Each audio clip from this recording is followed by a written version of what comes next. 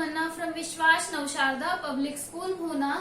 We have started unit number 2, atomic structure, and in last video we have discussed electromagnetic wave theory. Electromagnetic wave theory के according क्या है कि जो electromagnetic radiation है उसका nature कैसा होगा, वेव नेचर होगा। अब इलेक्ट्रोमैग्नेटिक रेडिएशन के वेव नेचर के बेस पे इंटरफेरेंस और डाइफ्रैक्शन फिनोमिना एक्सप्लेन हो जाते हैं, बट उसकी कुछ लिमिटेशन है जो कि वेव नेचर से एक्सप्लेन नहीं हो सकती। ठीक है, लिमिटेशन क्या है? Limitation of electromagnetic wave theory. First क्या है? Black body radiation. Black body radiation क्या है? इलेक्ट्रोमैग्नेटिक वेव थ्योरी का लिमिटेशन। ये क्या है? इलेक्ट्रोमैग्नेटिक रेडिएशन के पार्टिकल नेचर से एक्सप्लेन किया गया। ठीक है, वेव नेचर से ये एक्सप्लेन नहीं हुआ, इसे वेव इलेक्ट्रोमैग्नेटिक रेडिएशन के पार्टिकल नेचर से एक्सप्लेन किया गया। नेक्स्ट है फोटो इलेक्ट्रिक इफेक्ट। इसे भी क्या है? पार्टिकल नेचर से एक्सप्लेन किया गया। ठीक है, वेव नेचर से ये भी एक्सप्लेन नहीं हुआ। नेक्स्ट है line spectra of atom with reference to hydrogen.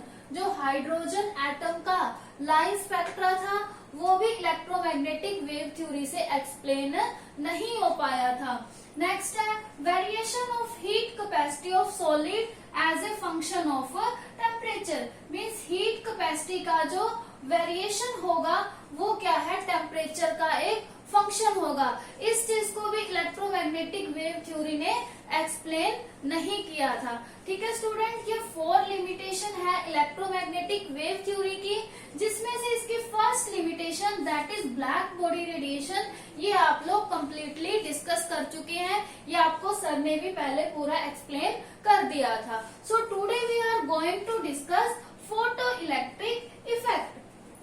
आज का जो हमारा टॉपिक है that is photo electric effect. अब फोटो इलेक्ट्रिक इफेक्ट क्या होता है कि जब भी हम किसी मेटल सरफेस के ऊपर लाइट को या फिर फोटोन को स्ट्राइक कराएंगे तो वहां से क्या होंगे? इलेक्ट्रॉन इजेक्ट होंगे। उसे ही हम क्या बोलते हैं? Photo electric effect. Let we discuss in detail. Photo electric effect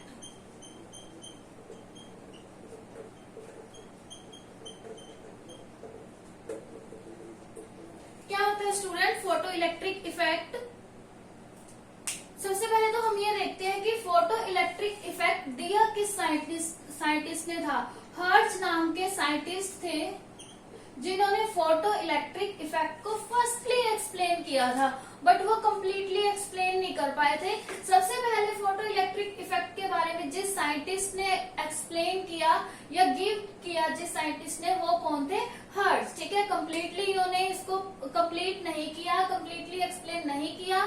उसके बाद इन्होंने आइंस्टीन की हेल्प से या फिर इनका जो रह गया था कंप्लीट नहीं किया था उसको क्या है? आइंस्टीन ने कंप्लीट किया। ठीक है, अब हम देखते हैं कि फोटो इलेक्ट्रिक इफेक्ट क्या है। कि जब भी किसी मेटल सरफेस के ऊपर हम लाइट को स्ट्राइक कराएंगे वहां से क्या होगा? इलेक्ट्रॉन इजेक्ट होंगे। ठीक है, अब इलेक्ट्रॉन इजेक्ट कैसे होंगे? Suppose this is metal. Okay, मान लो कि ये मेटल है, यहाँ पे हमने इस लाइट को स्ट्राइक करवाया तो इसमें से क्या होगा? ये जो इसके बीच में एटम है, एटम के बीच में इलेक्ट्रॉन है, वो इलेक्ट्रॉन क्या है? बाहर इजेक्ट हो जाएंगे। इस इफेक्ट को हम क्या बोलते हैं? Photo electric effect. इसके लिए अब एक डायग्राम है, डायग्राम से एक्सप्लेन किया था उन्होंने। लेट वी सी।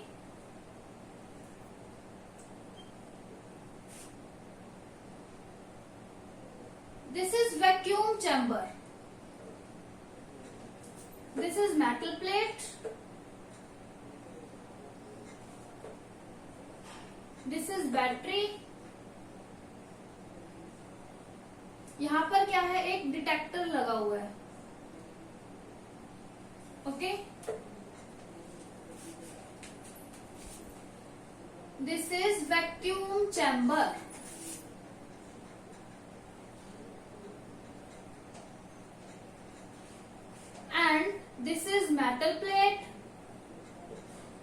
अब इलेक्ट्रॉन कहाँ स्ट्राइक होंगे, मेटल प्लेट के ऊपर स्ट्राइक होंगे, and this is detector. Detector क्या करेगा, जब मेटल के ऊपर क्या होगा, लाइट फॉल हो रही है या फोटोन स्ट्राइक कर रहे हैं, तो यहाँ से क्या होगा, इलेक्ट्रॉन इजेक्ट होंगे और वो यहाँ पे इकट्ठे कलेक्ट हो जाएंगे। फिर यहाँ से क्या है, हम इलेक्ट्रॉन की काइनेटिक एनर्जी को भी फाइंड कर सकते हैं। ठीक है, this is ammeter and this is battery. Okay, ये क्या है, इक्विपमेंट है फोटो इलेक्ट्रिक इफेक्ट को स्टडी करने के लिए। अब देखो होगा क्या, यहाँ से किसी पर्टिकुलर फ्रीक्वेंसी की लाइट को फॉल कराया जाएगा जो कि मेटल प्लेट के ऊपर स्ट्राइक करेगी, और उसमें से क्या होगा, इलेक्ट्रॉन इजेक्ट होंगे, और वहां से फिर इलेक्ट्रॉन इजेक्ट होके कहाँ जाएंगे, डिटेक्टर के पास, और डिटेक्टर के पास जाएंगे जो क्या है, काइनेटिक एनर्जी को मेजर करेंगे। मींस इलेक्ट्रॉन की जो काइनेटिक एनर्जी होगी उसे मेजर करेंगे। अब हम देखते हैं कि फोटो इलेक्ट्रिक इफेक्ट के मेनली रिजल्ट क्या है। अब फोटो इलेक्ट्रिक इफेक्ट के जो मेन रिजल्ट है वो क्या है, फर्स्ट कि फोटो इलेक्ट्रिक इफेक्ट क्या है, एक इलेक्ट्रोमैग्नेटिक रेडिएशन के या फिर लाइट के पार्टिकल नेचर का एक एविडेंस है। मीन्स इससे हमें पता लगता है कि जो लाइट है उसका नेचर कैसा होगा, पार्टिकल नेचर होगा। अब सेकंड एविडेंस क्या है, there is no time lag between striking of light and ejection of electron from the metal surface. Means जैसे ही यहाँ लाइट फॉल होगी वैसे ही इलेक्ट्रॉन इजेक्ट हो जाएंगे, इसके बीच में कोई भी टाइम लैग नहीं होगा। जैसे ही लाइट स्ट्राइक हुई वैसे ही इलेक्ट्रॉन इजेक्ट हुए। ये क्या है, इसका फर्स्ट रिजल्ट है।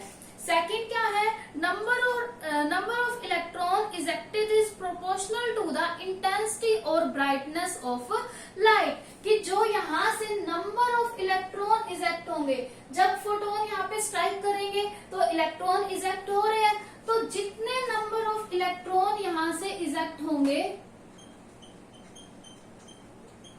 नंबर ऑफ इलेक्ट्रॉन इजेक्ट क्या होंगे, प्रोपोर्शनल होंगे इंटेंसिटी या फिर brightness of light. Means number of electron is proportional to intensity of light. Intensity of light बोल सकते हैं या फिर हम क्या बोल सकते हैं, brightness of light. This is second point. Next क्या है, kinetic energy of the photon. Means जो काइनेटिक एनर्जी होगी फोटोन की वो किसके ऊपर डिपेंड करेगी, फ्रीक्वेंसी के ऊपर डिपेंड करेगी। अब नेक्स्ट जो पॉइंट है उस पॉइंट के लिए हमें 3 इंपॉर्टेंट टर्म डिस्कस करनी पड़ेगी। सबसे पहले है work function. Work function, next point को डिस्कस करने से पहले आपको पता होना चाहिए कि वर्क फंक्शन क्या है। वर्क फंक्शन क्या है, the minimum amount of energy, energy का वो मिनिमम अमाउंट जो किसी भी इलेक्ट्रॉन को इजेक्ट करने के लिए रिक्वायर्ड है। ठीक है, कि इतनी एनर्जी जिससे सिर्फ इलेक्ट्रॉन इजेक्ट हो सके, उस मिनिमम एनर्जी को हम क्या बोलते हैं, work function. The minimum amount of energy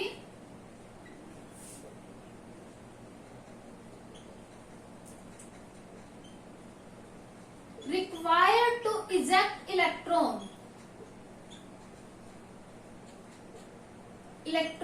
ठीक है, कि एनर्जी का कितना मिनिमम अमाउंट मेटल सरफेस से इलेक्ट्रॉन को इजेक्ट होने के लिए रिक्वायर्ड है, उसे हम बोलते हैं वर्क फंक्शन। वर्क फंक्शन को हम डिनोट किससे करते हैं, W0 से करते हैं, और इसे हम फाई से भी डिनोट कर सकते हैं। कई जगह आपको W0 दिखाई देगा एंड कई जगह आपको फाई दिखाई देगा। ठीक है, ये दोनों ही क्या है, वर्क फंक्शन के सिंबल हैं।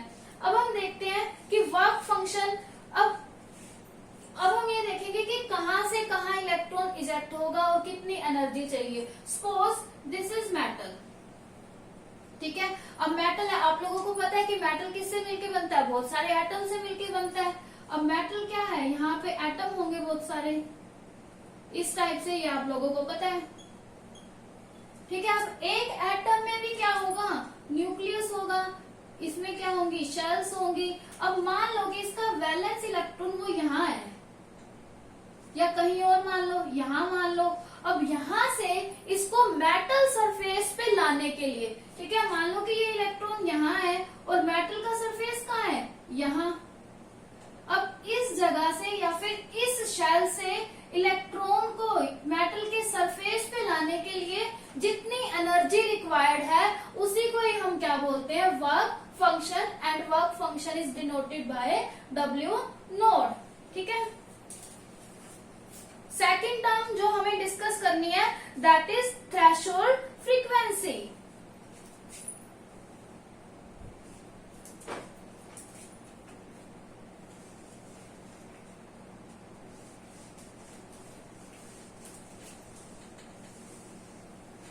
सेकेंड टर्म क्या है, threshold frequency.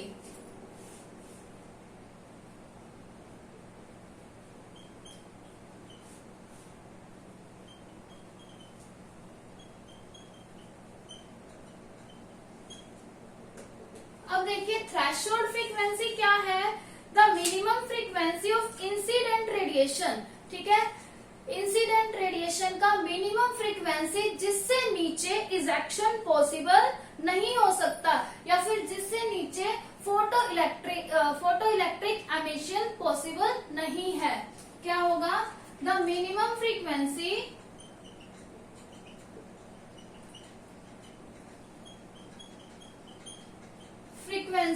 below which photoelectric emission is not possible.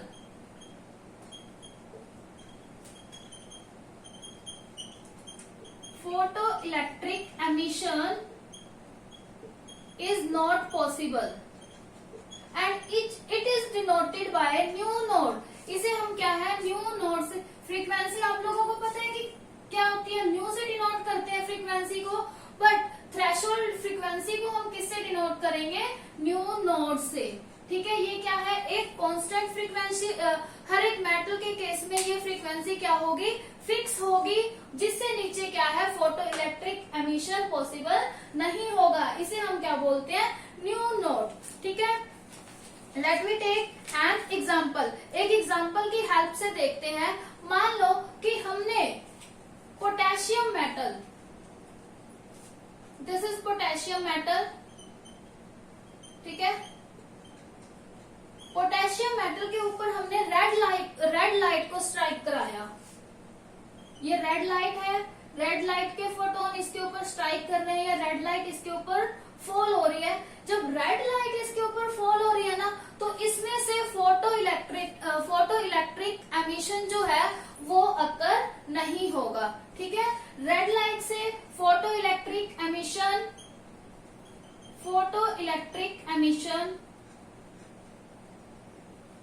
Not possible, ठीक है। क्रॉस लगा देते हैं कि ये पॉसिबल नहीं है। बट जब हमने येलो कलर की लाइट ली, लाइट का कलर चेंज कर दिया, ओनली मीन्स फ्रीक्वेंसी चेंज हो गई। लाइट का कलर चेंज होते ही क्या हुआ, फ्रीक्वेंसी चेंज हो गई। फिर येलो लाइट फॉल हो रही है पोटेशियम के ऊपर ही, मेटल सेम है पोटेशियम, ठीक है। इस केस में फोटो इलेक्ट्रिक एमिशन जो है वो पॉसिबल हो जाएगा, ठीक है। ऐसा क्यों हुआ कि रेड लाइट के केस में फोटो इलेक्ट्रिक एमिशन पॉसिबल नहीं है, बट येलो लाइट के केस में फोटो इलेक्ट्रिक एमिशन पॉसिबल है।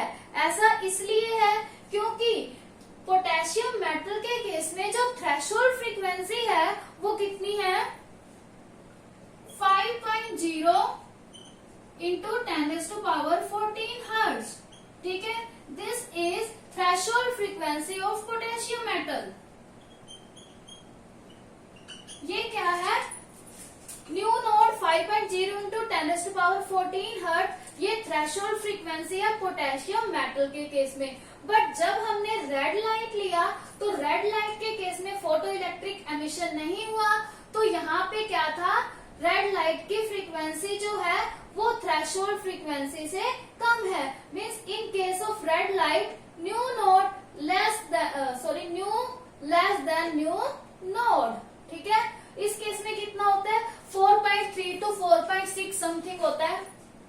रेड लाइट का जो फ्रीक्वेंसी है वो क्या है, 4.3 to 4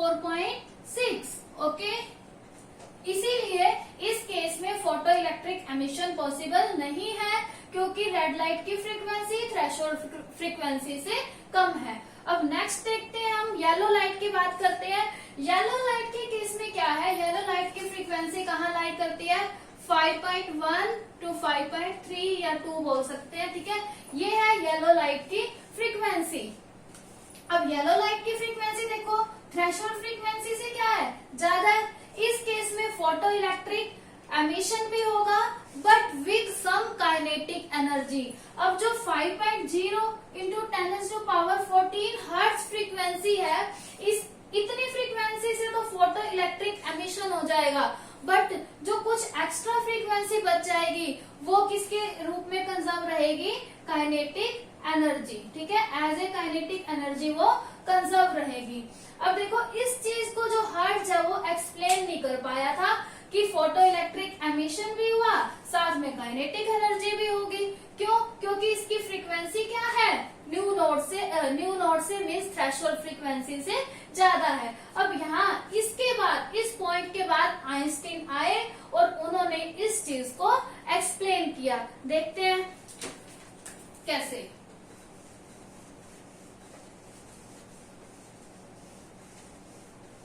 इसे देखने से पहले हम लोग ये देखते हैं कि जो फोटो इलेक्ट्रिक इफेक्ट है वो किस केस में पॉसिबल होगा और किस केस में नहीं होगा।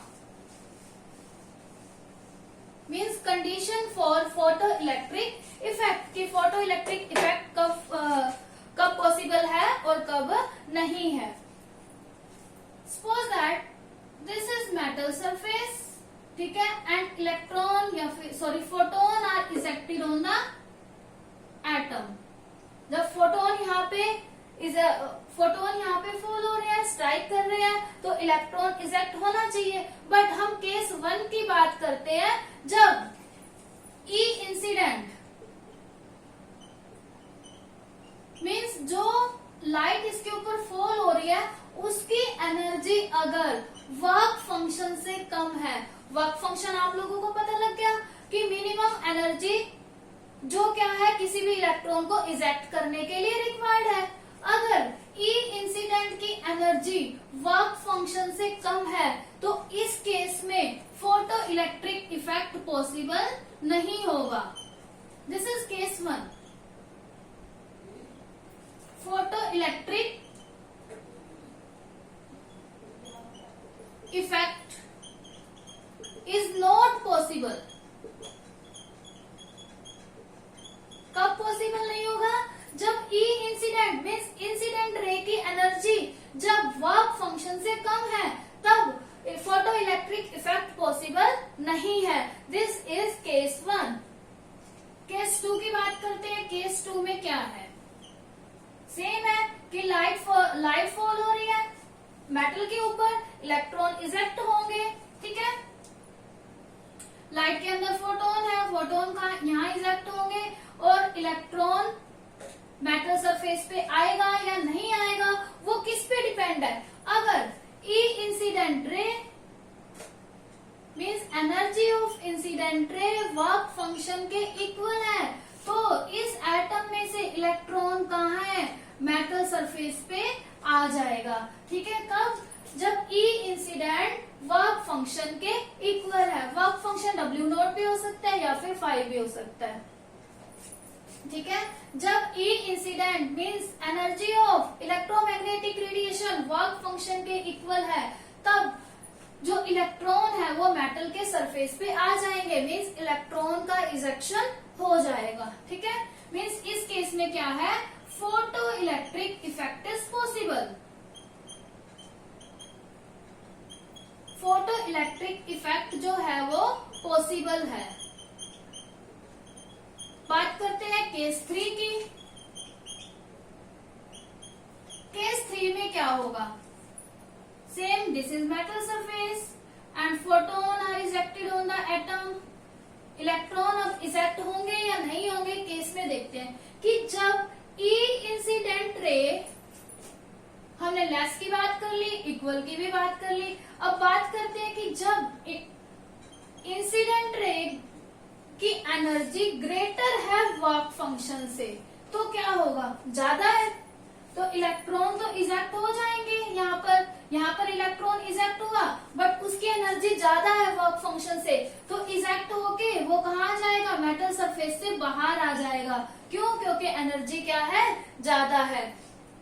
ठीक है, एनर्जी ज्यादा थी, पहले मेटल सरफेस पे आएगा, उसके बाद सरफेस से बाहर आ जाएगा। अब यहीं पे क्या था, आइंस्टीन ने अपना एक्सप्लेनेशन दिया था। पहले हमने रेड येलो वाले केस से बात की थी, अब यहाँ से बात करेंगे कि इस पॉइंट के बाद आइंस्टीन ने अपनी एक्सप्लेनेशन दी थी कि मेटल के सरफेस पे आ गए और फिर क्या है, उसकी एनर्जी एक्स्ट्रा होने के कारण जो इलेक्ट्रॉन था वो मेटल सरफेस से बाहर आ गया। बाहर क्यों आया? क्योंकि वो काइनेटिक एनर्जी, बाहर आते ही उसकी काइनेटिक एनर्जी के रूप में काम करेगा। जब काइनेटिक एनर्जी के रूप में काम करेगा तो इलेक्ट्रॉन मेटल सरफेस से बाहर और दूर चले जाएंगे। ठीक है, अब यहाँ से देखते हैं कि जो ई इंसिडेंट है वो किस तरह से डिस्ट्रीब्यूट होगा। इसे एक्सप्लेन किया था आइंस्टीन ने।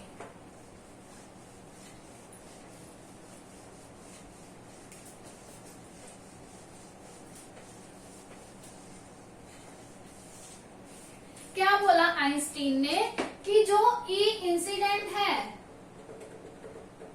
ई incident means energy of radiation, या फिर एनर्जी ऑफ इंसिडेंट रे भी बोल सकते हैं, energy of photon that are strike on the atom, या फिर इलेक्ट्रॉन। ठीक है, या फिर मेटल सरफेस। ई इंसिडेंट किसके रूप में, वर्क फंक्शन तो होगा ही, क्योंकि इलेक्ट्रॉन जो है वो मेटल सरफेस पे तो आ गए थे। ठीक है, मेटल सरफेस के बाद भी उसकी काइनेटिक एनर्जी रही, जिससे वो दूर चला गया। तो ई इंसिडेंट से क्या हुआ, मेटल सरफेस पे आए, मीन्स मिनिमम एनर्जी तो रहेगी वो, जिससे मेटल सरफेस पे आएगा इलेक्ट्रॉन इजेक्ट होके। सेकंड क्या होगा, साथ में कुछ ना कुछ काइनेटिक एनर्जी, मीन्स ई इंसिडेंट क्या होगा, वर्क फंक्शन और काइनेटिक एनर्जी का सम होगा। ठीक है, अब इसे क्या है, प्लैंक्स क्वांटम थ्योरी के बेस पे आइंस्टीन ने एक्सप्लेन किया था। अब हमें ये पता है कि वर्क फंक्शन क्या है, energy of radiation, electromagnetic radiation की एनर्जी क्या है, hc/लैम्डा। अब हम यहाँ पे क्या लिखेंगे, लैम्डा नॉट। ई इंसिडेंट क्या है, लैम्डा। वर्क फंक्शन भी तो क्या है, एनर्जी है, और ये भी क्या है, एनर्जी, बट वर्क फंक्शन क्या है, मिनिमम अमाउंट ऑफ एनर्जी है ना, तो इसीलिए हमने यहाँ W नोट राइट कर दिया, और इसीलिए हमने इसके फॉर्मूला में भी क्या है, लैम्डा नोट राइट किया, क्योंकि वो फ्रीक्वेंसी भी क्या होगी, minimum frequency that are need to eject the electron, और वेवलेंथ भी क्या होगी, मिनिमम होगी। ठीक है, प्लस में काइनेटिक एनर्जी। अब काइनेटिक एनर्जी का फॉर्मूला सभी को पता है कि क्या होता है, half mv square, half mv square होगा। अब यहाँ से देखते हैं hc/लैम्डा, दिस इज hc/लैम्डा नॉट। अब हमें ये पता है कि न्यू इक्वल टू c/लैम्डा, ये हमने इलेक्ट्रोमैग्नेटिक वेव थ्योरी जब लास्ट वीडियो में डिस्कस की थी, हमने न्यू का फॉर्मूला वहां डिस्कस किया था कि न्यू इक्वल टू c/लैम्डा। ठीक है, बट इस केस में c/लैम्डा नोड है, तो यहाँ क्या हो जाएगा, न्यू नोड। तो ये दोनों हम इस इक्वेशन में पुट कर देंगे, h nu equal to h nu naught plus half mv square. ठीक है, ये क्या है, आइंस्टीन ने दी इक्वेशन। अब आइंस्टीन ने ये इक्वेशन तो दी, बट अभी इसको आगे सोल्व करेंगे, देखते हैं। अब देखो h nu minus h nu naught, h nu minus h nu naught equal to kinetic energy that is half mv square. अब काइनेटिक एनर्जी की बात करें तो nu minus nu naught equal to kinetic energy. अब h तो constant है, ये भी कांस्टेंट है, दोनों चीजें क्या है, कांस्टेंट है। अब यहाँ से हम देखें तो काइनेटिक एनर्जी किस पे डिपेंड कर रही है, फ्रीक्वेंसी पे। ठीक है, अब यहाँ से हम देखें तो kinetic energy of the electron depends upon the frequency, किसकी फ्रीक्वेंसी है, ऑफ इंसिडेंट रेडिएशन या फिर फोटोन, फोटोन की फ्रीक्वेंसी पे डिपेंड करेगी या फिर लाइट की फ्रीक्वेंसी पे डिपेंड करेगी। ठीक है, जैसे ही फ्रीक्वेंसी, अब मान लो कि लाइट की फ्रीक्वेंसी डिक्रीज हो रही है तो काइनेटिक एनर्जी भी डिक्रीज हो जाएगी। ठीक है, और लाइट की फ्रीक्वेंसी इंक्रीज हो रही है तो काइनेटिक एनर्जी भी क्या हो जाएगी, इंक्रीज हो जाएगी। ठीक है student, this is all about photo electric effect. अब हम देखते हैं कि जितनी ज्यादा इंटेंस बीम होगी उतने larger number of photon eject होंगे। मीन्स अगर हम लाइट ले रहे हैं, जितनी ज्यादा इंटेंसिटी की लेंगे उतने ज्यादा नंबर ऑफ फोटोन वहां से इजेक्ट होंगे। ठीक है, उतने ज्यादा फोटोन होंगे, जितने ज्यादा फोटोन होंगे उतने क्या होंगे, large number of electron eject होंगे। अब मेन बात क्या हुई, लाइट फॉल होती है ना मेटल सरफेस के ऊपर, लाइट मोर इंटेंसिटी, अगर इंटेंसिटी ज्यादा है, इंटेंसिटी ज्यादा होने से क्या होगा, मोर फोटोन रिलीज होंगे। मोर फोटोन रिलीज होने से क्या होगा, ज्यादा फोटोन स्ट्राइक करेंगे तो electron eject, more electron ejected.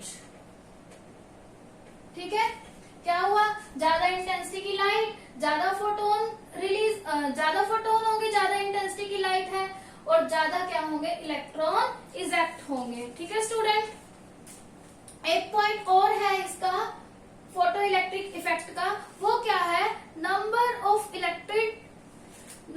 Electron ejected is proportional to the intensity और ब्राइटनेस ऑफ लाइट।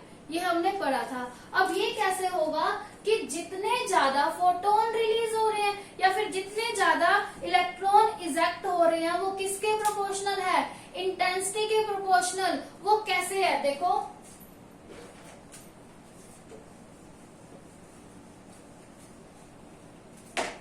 मान लो कि ये मैं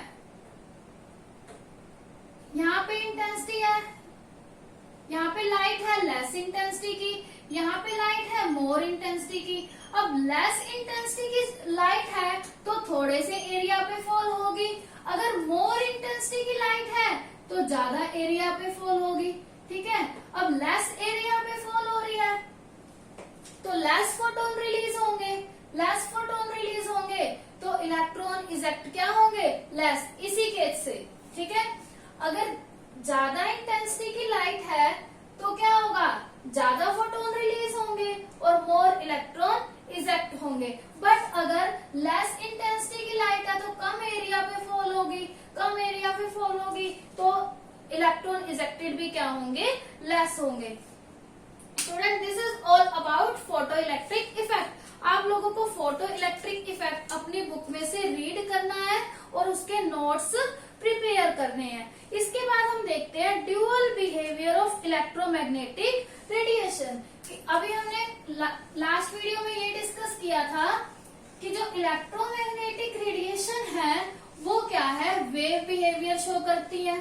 ठीक है, अब वेव बिहेवियर से डाइफ्रैक्शन और इंटरफेरेंस तो शो हो गया, लेकिन जो ब्लैक बॉडी रेडिएशन और फोटो इलेक्ट्रिक इफेक्ट है उसे पार्टिकल नेचर से एक्सप्लेन किया गया। इन दोनों चीजों को देखकर साइंटिस्ट किस में पड़ गए, डायलिमा, मतलब एक दुविधा में पड़ गए कि इलेक्ट्रोमैग्नेटिक रेडिएशन का नेचर वेव नेचर है या फिर पार्टिकल नेचर है। तो लास्ट में इन सभी चीजों को देखते हुए कि वेव नेचर से तो एक्सप्लेन हो रहे हैं, वेव नेचर से क्या एक्सप्लेन हो रहा है, डाइफ्रैक्शन। ठीक है, और क्या शो हो रहा है वेव नेचर से, इंटरफेरेंस। वेव नेचर से तो ये एक्सप्लेन हो रहे हैं, बट पार्टिकल नेचर से क्या एक्सप्लेन हो रहा है, पार्टिकल नेचर से एक्सप्लेन हो रहा है ब्लैक बॉडी रेडिएशन,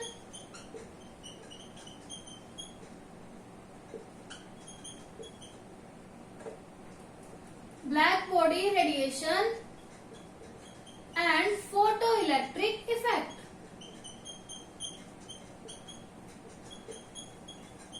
ठीक है। फोटो इलेक्ट्रिक इफेक्ट ये किससे एक्सप्लेन हो रहे हैं? पार्टिकल नेचर से। तो अब इन दोनों को देखते हुए साइंटिस्ट के मन में दुविधा होगी कि रेडिएशन का नेचर या फिर लाइट का नेचर वेव नेचर होना चाहिए या पार्टिकल नेचर होना चाहिए। लास्ट में जाके उन्होंने ये डिसीजन लिया कि जो नेचर है लाइट का या फिर इलेक्ट्रोमैग्नेटिक रेडिएशन का वो क्या होगा, दोनों ही होंगे, ठीक है। वेव नेचर भी होगा और पार्टिकल नेचर भी होगा। Means electromagnetic radiation behave dual nature, ठीक है, ड्यूअल नेचर की तरह बिहेव करेगी, वेव नेचर भी और पार्टिकल नेचर भी। अब देखते हैं कहाँ पे वेव नेचर होगा और कहाँ पे पार्टिकल नेचर होगा। जब इलेक्ट्रोमैग्नेटिक रेडिएशन मैटर के साथ इंटरेक्ट करेगी, ठीक है, किसी अगर मान लो इलेक्ट्रोमैग्नेटिक रेडिएशन जो है किसी मैटर के साथ इंटरेक्ट कर रही है, तब क्या करेगी? ये पार्टिकल बिहेवियर शो करेगी, ठीक है। जब इलेक्ट्रोमैग्नेटिक रेडिएशन किसी मैटर के साथ इंटरेक्ट करेंगी तो ये पार्टिकल बिहेवियर को शो करेंगी। लेकिन जहां पे ये प्रोपागेट हो रही है, लेकिन when ever electromagnetic radiation propagate, जब प्रोपागेट होंगी इलेक्ट्रोमैग्नेटिक रेडिएशन प्रोपागेट या फिर व्हेन इट इज प्रोपागेट, तो ये क्या करेंगी? वेव बिहेवियर को शो करेंगी, ठीक है। इन दोनों जगह ये अलग अलग बिहेवियर शो करेंगी। और क्या है, जो माइक्रोस्कोपिक एलिमेंट है या फिर माइक्रोस्कोपिक पार्टिकल है जैसे कि इलेक्ट्रॉन, ठीक है।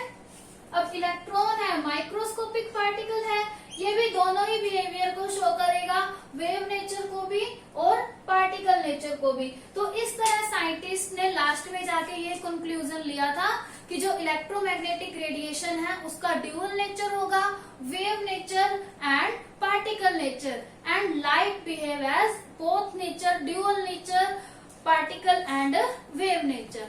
Thank you student. You have to read this topic from the book and prepare the notes. Thank you. Bye bye.